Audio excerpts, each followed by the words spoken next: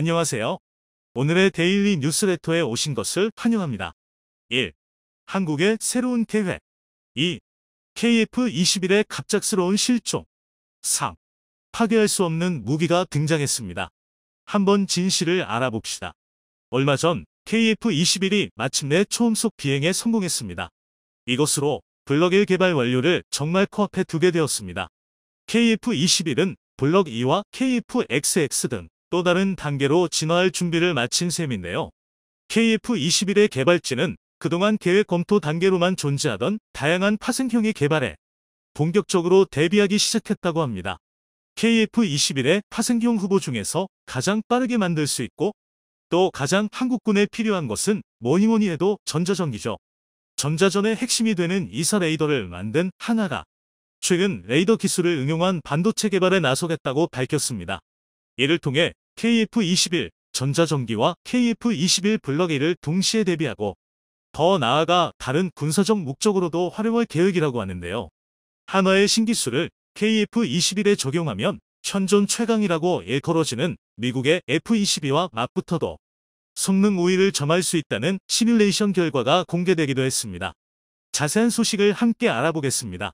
KF-XX가 하늘을 가르고 F-22가 이에 맞섭니다. 두 전투기는 서로 레이더 범위 밖에서 접근하고 있습니다. KF-XX의 레이더가 먼저 반응합니다. 전방의 F-22의 그림자는 보이지 않지만 레이더가 먼저 포착한 것입니다. KF-XX가 시계 밖에서 F-22를 라곤하고 공대공 미사일을 발사합니다. F-22의 돌연 라곤 경고가 울립니다. F-22는 아직 KF-XX를 발견하지 못했지만 일단 선회하며 회피 기동에 돌입합니다. 하지만 결국 공대공 미사일에 직격당합니다. KF-XX는 추락하는 F-22를 지켜보며 유유히 전투 공역을 동거합니다. 국산 전투기 KF-21CJ 1호기가 지난 17일 역사적인 첫 초음속 비행에 성공했습니다. 방위사업청은 KF-21이 이날 오후 3시 15분 첫 초음속 비행을 성공적으로 수행했다고 공식적으로 발표했습니다. KF-21CJ 1호기는 사천 제3훈련 비행단에서 이륙해 남해 상공고도 약 12,200m에서 마하 1을 돌파했습니다. 국산 초음속 전투기의 이름값을 해내는 순간이었습니다. KF-21은 이번 비행 중 3차례 초음속 비행을 시도했고 보란듯이 모두 성공했죠. KF-21은 작년 7월 최초 비행에 성공한 이후 현재까지 약 6개월간 80여의 비행을 통해 고도와 속도 등 비행 영역을 계속해서 확장했으며 이날 마침내 초음속 비행을 해냈습니다. 국내 기술로 개발한 독자 형상 항공기로 음속 돌파는 이번이 처음입니다. 2003년 국산 초음속 고등훈련기 T-52 음속을 돌파한 사례는 있었으나 T-50은 미국 로키드 마틴과 기술 협력으로 개발된 기종이라 한국의 완전한 업적이라고는 할 수 없었습니다. 방사청은 이날 음속 돌파 비행으로 KF-21이 음속 영역에서 기체의 구조적 안정성을 보유하고 있다는 것이 확인됐다고 밝혔습니다.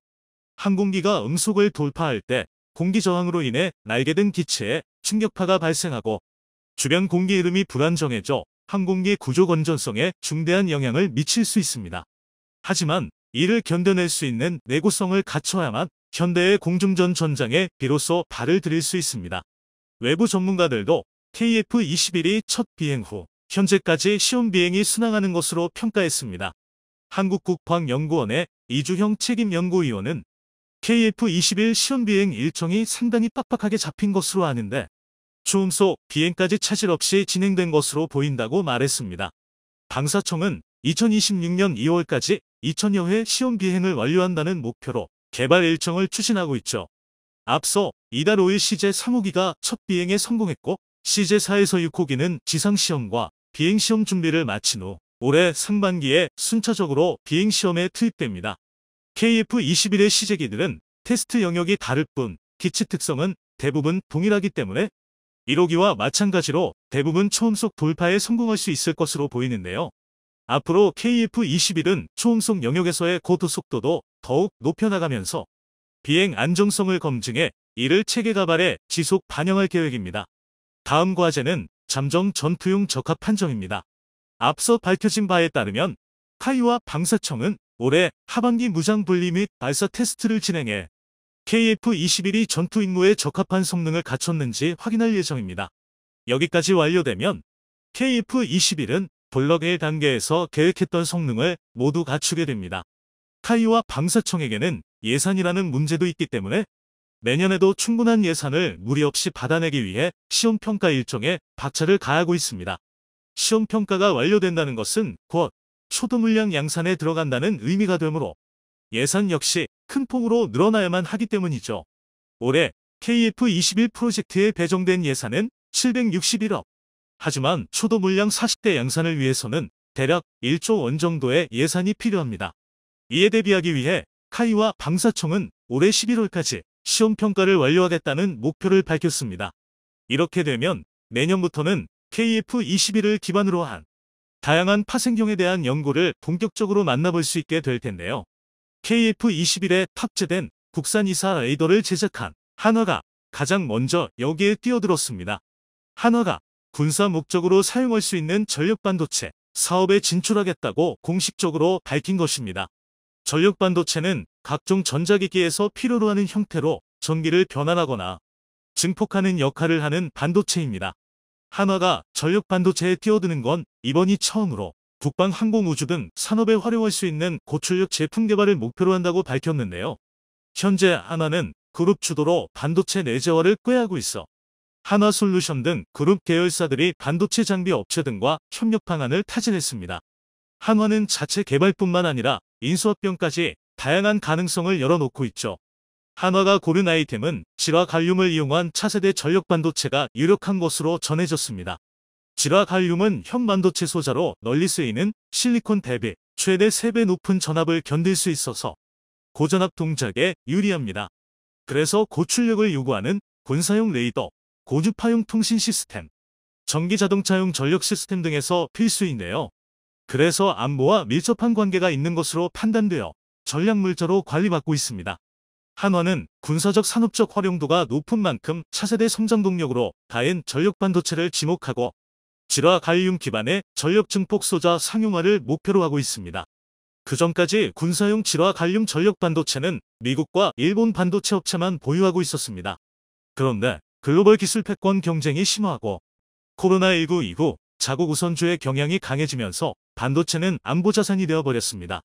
특히 군사적 활용도가 높은 질화 갈륨은 구매부터 활용, 처리까지 관련국들의 빡빡한 규제를 받으면서 써야만 했죠. 하지만 한국이 작년 미국과 일본의 250W급 질화 갈륨 반도체보다 성능이 더 좋은 300W급 질화 갈륨 소자를 국산 개발했고 한국도 이를 전략물자로 지정해 관리하게 되었습니다. 한화는 이 기술을 이용해 KF-21의 이사 레이더 성능을 현존 최고 수준으로 끌어올릴 계획이네요. 이는 KF-21 전자전기든 KF-XX 그 이름값을 하려면 레이더 성능이 뒷받침되어야만 하기 때문입니다. 전투기의 전자전 능력은 레이더 성능에 달려 있습니다.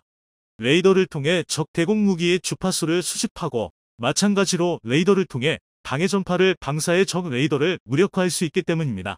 레이더 소자가 더 강한 전압과 열에 견딜수록 레이더는 더 강한 방해 전파를 쓸 수 있습니다. 전자전 상황이 아니더라도 강한 출력을 바탕으로 레이더 사정거리를 늘리면 적보다 먼저 적을 포착하고 공격함으로써 우위를 점할 수 있죠. 미국과 일본보다 한 발 앞선 성능의 국산 질화 갈륨 반도체를 활용한다면 시뮬레이션 결과처럼 적 전투기를 레이더 성능으로 압살할 수 있습니다. 세계 각국의 무기가 점점 고도화되고 상향 평준화되고 있어서 유사시 한국이 상대해야 할 중국이나 북한의 방공망도 앞으로는 뚫기 힘들어질 것입니다. 이를 타파할 수 있는 유일한 수단이 압도적인 레이더 성능을 바탕으로 한 전자전 능력입니다. 국산 질화 갈륨 레이더를 탑재한 KF-XX는 대공 미사일을 미리 알고 피하거나 방공망 레이더 자체를 재밍해서 무력화시키게 될 것입니다. 한국이 레이더 기술을 미국에 완전히 의존하고 있다고 여기던 중국은 한국에서 갑자기 레이더 신소재를 국산화한 것도 모자라 미국제의 성능을 뛰어넘었다는 소식에 발등에 불이 떨어졌는데요. 최근 국산 초음속 전투기 KF-21이 초도 비행을 성공시키며 전 세계에 그 탄생을 알렸는데요. 그 와중에 중국이 유난히도 날선 반응을 내놓아 눈살을 찌푸리게 했습니다. 중국의 군사 전문가 앤서니 윙은 한국의 KF-21은 지역 공군력의 균형을 바꿀 수 있으며 중국의 일정한 위협이 될 수 있다며 KF-21 개발이 중국의 목을 노린 것이라고 주장했습니다. 중국의 최근 몇 년간 행보에서 그들이 한국을 비롯한 주변국의 안보를 명백히 위협하고 있으며 오만한 태도로 국제 질서와 평화를 어지럽히고 있는 것은 지구상에서 모르는 사람이 없죠. 하지만 이렇듯 중국이 먼저 노골적인 저기를 드러내는 것을 보면 한국도 이젠 중국을 가상 적국 수준이 아니라 북한 같은 주적으로 취급해야 하는 것이 아닌가 하는 생각까지 듭니다. 그런데 가만히 생각해보면 중국이 KF-21에 저렇게까지 가시 도친 반응을 할 필요는 없어 보입니다. 자신들의 주장대로라면 중국은 KF-21의 성능을 상회하는 5세대 전투기 제20과 제35를 보유하고 있기 때문이죠. 현대의 공중전에서 전투기가 세대를 넘어서는 승리를 따내는 것은 거의 불가능합니다. 특히 4세대와 5세대 사이에는 스텔스라는 벽이 있어 도저히 극복할 수 없는 차이를 만들어내죠. 5세대에 근접했다는 KF-21도 스텔스 성능이 완전하지 못해 분명한 한계가 있었고 그래서 4.5세대에 그친 것인데요. 즉 4.5세대인 KF-210I 중국의 5세대기 제20과 맞붙으면 서로의 성능을 모두 끌어냈다는 전제하에 KF-21이 승리하기는 매우 어렵다는 뜻입니다.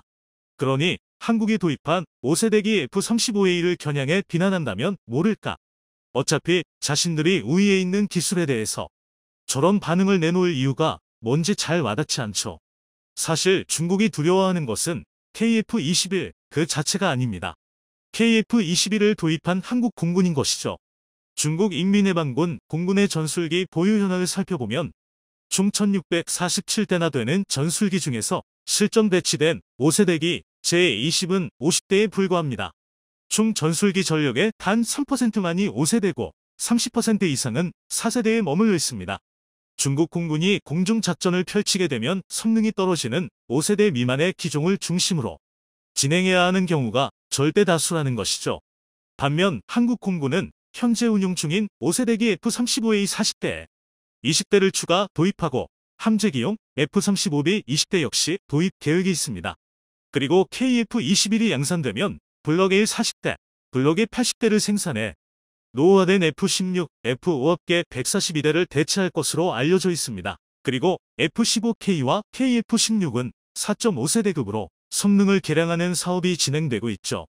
최근 안현호 카이 사장은 KF-21 블럭이는 5세대가 될 것이라는 발언을 해 충격을 줬는데 만약 이것이 사실이고 이러한 계획이 모두 완성되면 한국군 전술기는 5세대기 160대, 4.5세대기 232대, 4세대기 60대의 구성이 됩니다. 전체 전력의 무려 86%가 4.5세대 이상, 35%가 5세대로 이루어지게 되는 겁니다. 4배에 가까운 중국의 수적 5위는 어차피 한 번에 띄울 수 있는 비행기의 수가 한정되어 있기 때문에 의미가 없죠. 유일한 자랑거리인 물량으로 밀어붙일 수 없는 상황에서 KF-2100이 실전 배치되면 중국은 한국을 상대로 공군력의 기술적 우위를 완전히 잃어버리게 되는 것입니다. 심지어 중국 전투기는 카탈로그 스펙대로 성능이 나오기는 할지 미지수라고 하이엔드급인 5세대에서도 로우급인 4세대에서도 중국 전투기가 확실한 승리를 따올 수 있을 것이란 기대를 할 수가 없어졌습니다. 그 부끄러운 사실을 누구보다 잘 알고 있을 중국은 그만한 물량을 가지고도 동북아의 제공권을 손에 넣지 못할까봐 다급해진 겁니다. 동북아의 제공권을 잃는 것은 곧 코앞에 배치된 주한미군과 주일미군이 중국 동해안에 상륙해 밀고 들어와도 막을 수가 없게 되는 것을 의미합니다. 중국은 남중국해에서도 미국과 잦은 마찰을 빚고 있지만 최근 미국 항모전단의 호위를 받고 은 펠로시가 대만 땅에 발을 디뎌도 중국은 아무것도 하지 못했던 것을 보면 유사시 남해안의 상륙도 저지할 수 있을 것 같지는 않습니다. 결국 중국은 아시아 태평양 전체의 통제권을 잃고 상륙군에 갉아먹혀 패배하는 것이죠.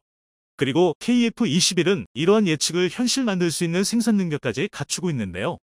기본적으로 한국에서의 운용을 상정한 만큼 국산 기술을 활용한 최적화된 생산 공정을 확보하고 있습니다. 카이는 KF-21 시제기 제작 현장에서 동체 자동 결합 시스템 패스를 공개해 전 세계 항공업체들의 주목을 받았는데요. 비행기 조립에 있어 가장 중요한 단계가 바로 동체를 조립하는 과정입니다. 과거에는 기체를 유압장치 위에 올려 조립했었지만 난이도가 높은 작업이었고 오차 없이 정렬되었는지도 쉽게 파악할 수 없었습니다. 배스는 이름 그대로 기수와 중앙봉체, 후방봉체 크게 세 부분으로 나누어진 기체의 주요 부분을 조금의 휘어짐도 없이 자동으로 맞춰주는 시스템입니다. 구조물을 이동시키는 첫 단계부터 조립을 완료할 때까지 컴퓨터의 계산에 따라 정확하게 진행되어 최종적으로는 정밀 오차율이 11,000인치에 지나지 않을 만큼 정밀하게 조립할 수 있게 됩니다. 배스는 과거 T-50 양산에 처음 도입되었고 국산 헬기인 쿠1 수리온의 생산에도 적용된 바 있습니다. 이번 KF-21의 생산에도 적용된 패스는 이전의 경험을 토대로 더욱 발전시킨 모델이죠. 이렇듯카이는 생산 기체 각각에 완전히 최적화된 생산 공정을 갖추고 있습니다. 더욱 희망적인 것은 최근 한국이 폴란드와의 방산 빅딜로 세계 5위권 무기 수출국이 됨에 따라 한국 무기에 대한 수요가 늘어나고 있다는 것입니다. 전투기와 같은 기술 집약적인 초고가품은 생산량이 많지 않아 단가를 낮추기가 쉽지 않은데 수요가 늘어나면 생산량도 점점 늘어나 규모의 경제를 적용받게 되어 더욱 싼 값에 만들 수 있게 됩니다.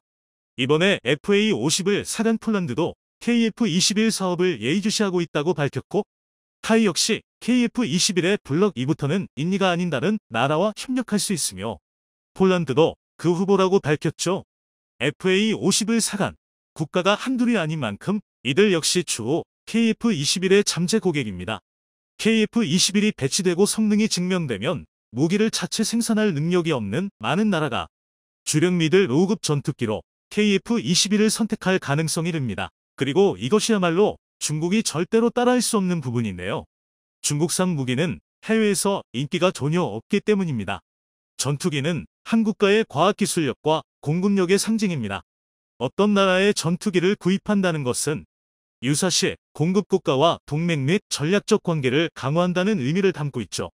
공급국과 연합작전은 물론 전투기 간 통신과 부품 무기 공급이 신속해야 하며 업그레이드 역시 수월해야 합니다. 즉 전투기를 파는 나라가 전략적 파트너의 가치를 가져야 합니다. 그런데 중국은 무슨 자신감인지 끝도 없는 영토 욕심을 드러내고 있기 때문에 주변국이 중국을 믿을 이유가 없습니다. 그나마 중국 전투기에 관심을 보이는 몇몇 국가도 퇴역 직전에 낡은 기체 정도를 싸게 사올 생각일 뿐이죠. 이렇다 보니 중국은 자국 전투기의 가격 경쟁력을 사실상 내수에만 의존해서 조절해야 합니다. 그마저도 이미 뽑아낼 만큼 뽑아내서 더는 수요가 남아있다고 볼 수 없죠. 재생산이나 유지 보수 등의 경비가 발생했을 때 억지로 가격을 조절하더라도 내수를 깎아먹는 구조로 되어 있는 것입니다. 단순히 자신들이 우월한 국가라는 근거 모를 짧은 생각으로 패권 다툼에 뛰어든 중국은 바로 그 이유로 국제사회의 신의를 잃어버려 이런 일에서조차 발목을 붙잡히고 있습니다. 앞서 안현우카이 사장이 KF-21 블럭 1을 5세대 전투기로 개량하겠다고 선언했음을 전해드렸는데요. KF-21의 공개 스펙을 살펴본 전문가들이 KF-21이 이미 오소아이 대기의 자격 조건을 일부 갖추고 있다는 것을 발견해 화제가 되었습니다. 바로 초음속 순항, 슈퍼크루즈인데요. 슈퍼크루즈는 항공기가 초음속을 유지하면서 애프터버너를 사용하지 않는 기술입니다. 애프터버너는 엔진 후방에서 더 많은 연료를 태워 전투기의 추력을 순간적으로 극대화하는데 빠르게 최고 속도에 도달할 수 있는 장점이 있지만 호미에 생기는 특유의 불기둥이 레이더 신호를 반사하고 적외선 신호도 만들어낸다는 단점이 있습니다. 즉, 스텔스 성능에 영향을 준다는 것이죠. 내부 무장창을 탑재해 기체 자체로는 완전한 스텔스 성능을 확보한 기체라도 애프터버너를 권체로 비행하는 동안에는 레이더를 피할 수 없습니다. 그래서 레이더에서 완전히 몸을 감춘 채로 비행하려면 애프터버너가 주는 추력을 포기해야 합니다. 슈퍼크루즈는 이렇게 애프터버너를 꼈을 때도 초음속 비행을 유지하는 것으로 엔진 성능과 기체 설계가 어우러져야만 구현할 수 있는 영역이죠. 작전 공역에서 완전한 스텔스를 유지하면서 초음속 순항을 할 수 있다는 것은 눈먼 적을 우월한 속도와 에너지 우위로 유린할 수 있다는 의미로 5세대 전투기의 공중 지배력을 실현하는 중요한 조건이네요. 이 슈퍼크루즈 성능은 현존 최고의 전투기들도 전부 가지지는 못한 성능으로 아무 조건 없이 기본 성능으로 슈퍼크루징이 가능한 것은 F-22뿐이고 유로파이터, 라팔, 수-57은 매우 제한적으로 가능, 제20은 현재로선 아예 불가능해서 차후 업그레이드를 통해 습득할 예정. F-35는 중력을 활용한 하강 비행일 때만 아슬아슬하게 마하 1을 넘길 수 있다고 합니다.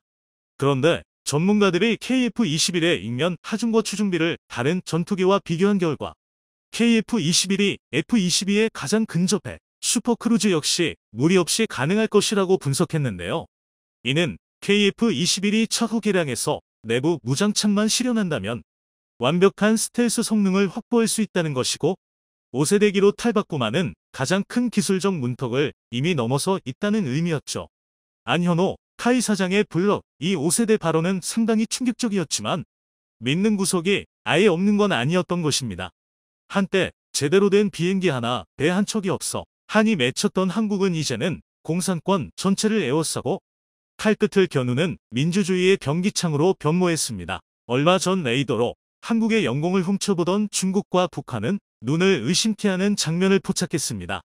흰 궤적을 그리며 하늘을 가르던 물체가 돌연 옆에서 날아온 무언가에 맞고 포격사한 겁니다. 그날 자신들이 한국에 쓴 것은 아무것도 없었으므로 한국군의 무기 실험이었음은 분명했는데 비행체를 써맞췄다는 것은 한국이 미사일 요격 능력을 또 발전시켰다는 의미였습니다. 당연히 이들은 발등에 불이 떨어졌는데요. 한국이 만들어낸 신무기가 무엇이었길래 그런 건지 한번 자세히 알아보겠습니다. 최근 들어 한국군의 미사일 실패 소식이 자주 들려오고 있습니다. 지난 8월에는 문무대왕함이 림팩 훈련에서 발사한 SM-2 이발 중 한 발이 경함으로 인해 요격에 실패했고 지난달에는 현무 2미사일이 낙탄, 그 후 얼마 안 가서는 패트리어트 미사일과 전국 미사일 역시 각각 불발과 공중폭발로 안타까운 모습을 보여줬습니다. 그동안 자타공인 세계 최강이라고 자부하던 한국군의 미사일 전력도 자연히 의심의 눈초리를 받기 시작했는데요. 북한은 마치 이때만을 기다렸다는 듯 두 달 사이에 무려 40회가 넘는 도발을 걸어오며 한국의 신경을 긁어대고 있습니다.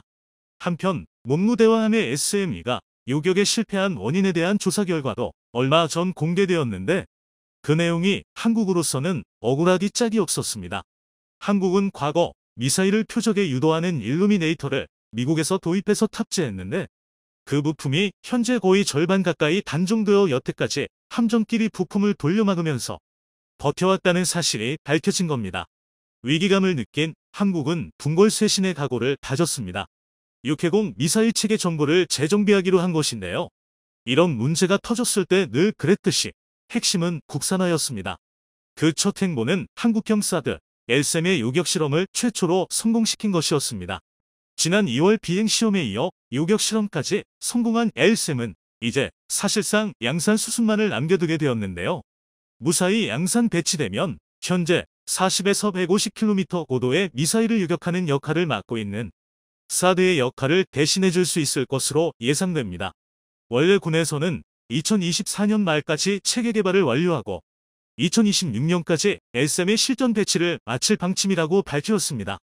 그리고 이에 맞춰 LSAM의 실험 성공에 관한 내용도 2025년에나 공개할 예정이었는데요.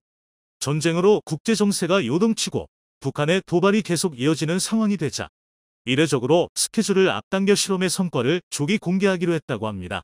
이러한 결정의 배경에는 이웃 국가들의 국방력을 과시하려는 목적뿐만 아니라 반복되는 사고로 바닥에 떨어진 국민들의 신뢰를 되찾기 위함도 있었죠. 국방부의 미사일 체계 재정비는 여기서 끝나지 않습니다. 얼마 전 국회는 SM-3 미사일 구매를 위한 긴급 예산 100억 원을 신규 편성했는데요. 갑작스러운 결정이라 많은 사람들이 적잖이 당황한 소식이었습니다. 물론 최근 진수식을 거행한 정조대원급 구축함에 SM-3 탑재가 가능한 수직 발사 체계가 탑재되었던 만큼 언젠가 SM-3을 한국이 도입할 것은 확실했습니다. 다만 중국이 반발할 가능성, 일본 기술이 포함된 점, 효용성 문제 등이 대두되어 2013년부터 장장 9년에 걸쳐 논쟁만 거듭하던 상태라서 슬슬 모두가 지쳐가던 차였죠. 이런 지리멸렬한 논쟁이 마침내 결실을 맺었다는 데에서 오히려 당황스럽다는 반응이 나왔습니다. 한국이 SM-3 도입을 공식화한 것으로 마침내 한국형 방공 미사일 방어체계 캠드가 완성되었기 때문에 더욱 그랬습니다. 캠드는 한국이 MD로 불리는 미국 방공체계에 가입하는 것을 거부하고 대신 직접 구축한 방공체계를 일컫습니다. 미국의 권유를 받아들여 한국이 MD에 가입하는 방향도 있었지만 사드 하나를 도입한 것만으로도 발작을 하던 중국의 속 좁은 성미를 생각하면 MD 노선은 쉽지 않은 길이었습니다. 하지만 그 성능만큼은 구축할 가치가 있었는데요. 캠드를 통해 한국은 사거리 2,500km 이내, 고도 15에서 500km의 비행체를 요격할 능력을 갖추게 됩니다.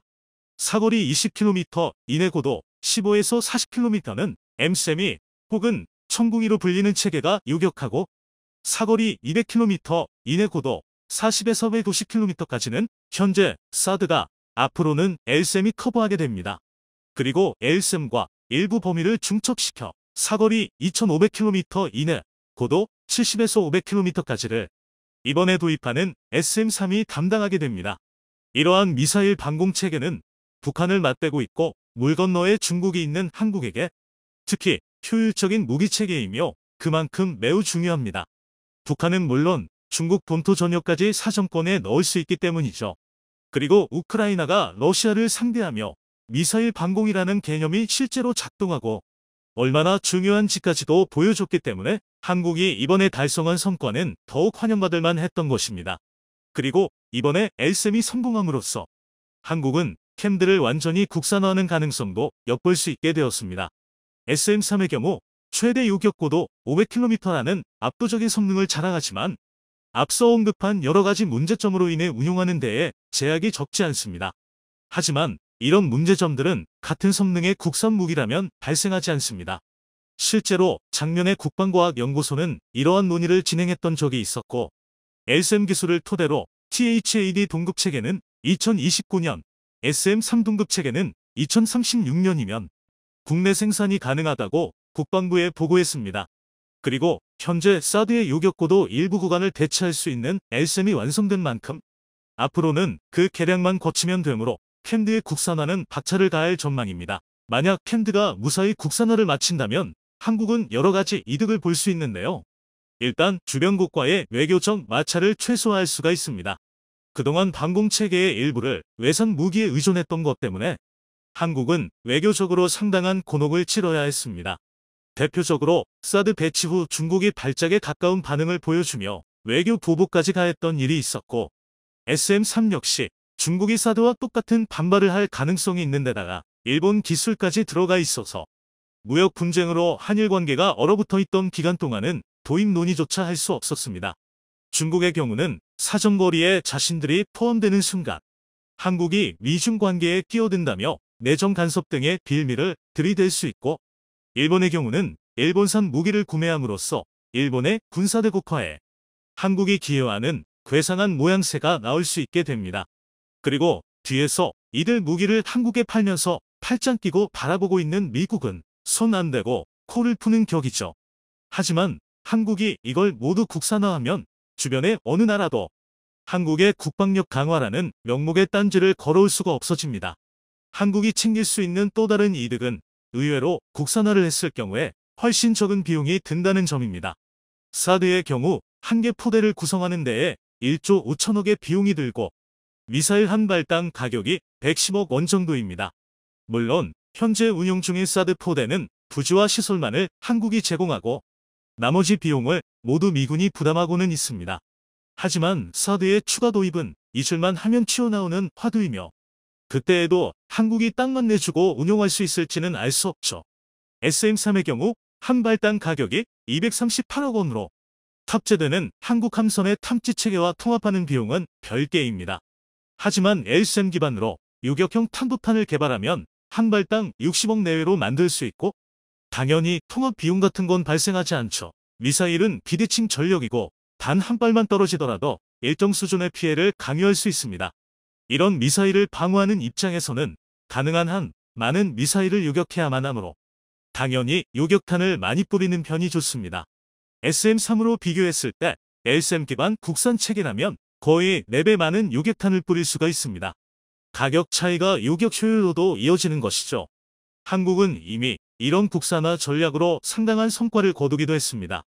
2월 LSM의 비행시험 성공과 함께 공개된 램드가 그 주인공인데요. 램드는 소위 한국형 아이언돔으로 불리는 무기체계로 미사일이 아닌 장사정포의 유격에 초점이 맞춰져 있습니다. 한국은 본래 원조인 아이언돔의 도입을 논의했었는데요. 아이언돔이 사용되는 이스라엘과는 운용 환경이 많이 달랐습니다. 아이언돔의 경우 주로 유격하는 대상이 가삼 로켓으로 불리는 소구경 사제 무기입니다. 아이언돔의 경우 주로 유격하는 대상이 가삼 로켓으로 불리는 소구경 사제 무기입니다. 팔레스타인의 하마스가 심심하면 이스라엘 도시에 집어던지는 사람 키만한 이 로켓은 설탕과 비료 따위로 만든 싸구려 연료로 날아가며 탄도로는 TNT를 달아놓은 극히 조악한 물건입니다. 이 때문에 이스라엘이 이를 유격하기 위해 만들어낸 아이언돔은 목표 성능이 한국과는 맞지 않았습니다. 북한도 심심하면 한국에 로켓포를 쏘지만 가삼 로켓과 북한이 쏘는 장사정포의 규모는 천지차이기 때문입니다. 게다가 아이언돔이 성능은 차치하더라도 재생부터 급조된 무기다 보니 호환성이 극히 나빴습니다. 미군조차 육군 방공망에 아이언돔을 통합하는데 엄청나게 고생을 했고 미군 외에는 아이언돔이 수출된 사례도 없었습니다. 북한의 장사정포는 한국군 육해공 모두에게 전력 보존을 위해서 반드시 막아야 하는 중요한 사안이므로 기존 방공망과 통합이 어렵다면 채용하는데 애로사항이 크기 마련이었습니다. 이에 한국은 아이언돔의 도입을 포기하고 대신 한국 환경에 맞춰 장사정포를 동시에 100발까지 유격할 수 있는 한국형 아이언돔의 개발에 돌입합니다. 기반이 되는 무기체계는 LH-X1의 해군 함대공 미사일이었고 이를 경량화하여 가격을 줄이는 것이 목적이었습니다. 그리고 개발이 시작된 지 반년도 채 되지 않아 모습을 드러낸 램드는 성공적인 시험 발사를 선보였죠. 램드의 경우 목표 성능의 차이 때문에 한 발당 가격은 여전히 아이언돔보다 비쌌지만 대신 얼마가 나올지 예측조차 안 되는 통합 비용을 아낄 수가 있었습니다. 이처럼 한국은 특기가 무기 국산화라고 해도 좋을 만큼 세계 방산 시장에서도 보기 드문 성과를 보여주고 있는데요. 이번에 도전하는 사드와 SM-3의 국산화도 큰 기대를 받고 있습니다. 머지않은 미래의 캔들을 비롯한 미사일 체계를 성공적으로 국산화해 낙탄과 불발의 불명예를 싣고 자주 국방의 실현에 더 다가가는 모습을 볼 수 있으면 좋겠습니다.